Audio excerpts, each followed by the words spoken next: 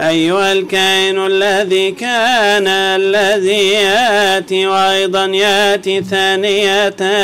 أيها الجالس عن يمين الآب الخبز الذي نزل من السماء معطيا الحياة للعالم، يا رئيس الكهنة الأعظم ورئيس خلاصنا،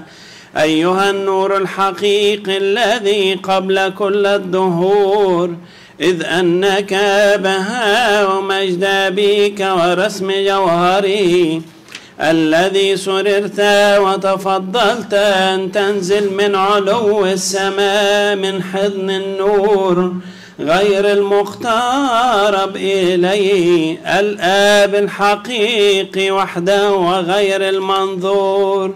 وتجسدت من الروح القدس ومن سيدتنا المملوءة مجدا النقي القديس والدة الإله دائمة البتولية مريم، وتأنست بالتمام.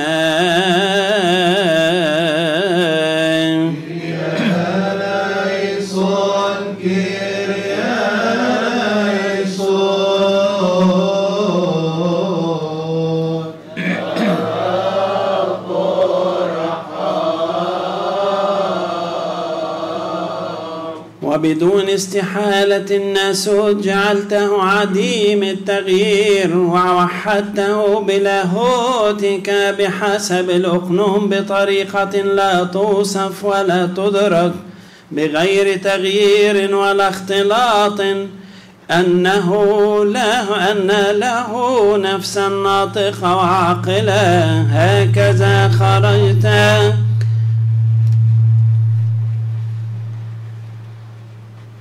هكذا خرجت منها إلها متأنسا مساويا في الجوهر للآب حسب اللاهوت، ومساويا في الجوهر لنا حسب الناسوت.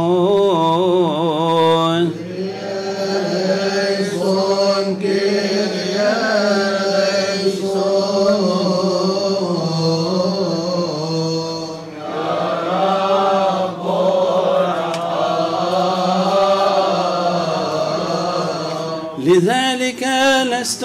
أقنومين ولا شخصين ولا عرفت في طبيعتين، لكنك إله واحد ورب واحد، جوهر واحد، ولك ملك واحد وسيادة واحدة، عملا واحد وأقنوم واحد، مشيئة واحدة وطبيعة واحدة، متجسدة للإله الكلمة ومسجود له. صلبت بواسطة بنطيوس بيلاطس واعترفت الاعتراف الحسن، وتألمت ودفنت وقمت في اليوم الثالث، وصعدت إلى السماء وجلست عن يمين عظمة الآب، دائسا على الموت، ونزعت سلاح الهاوية، وسحقت الأبواب النحاس والأقفال الحديد كسرتها، ودعوت من جديد آدم المسبي من الفساد، وحررتنا من عبودية إبليس.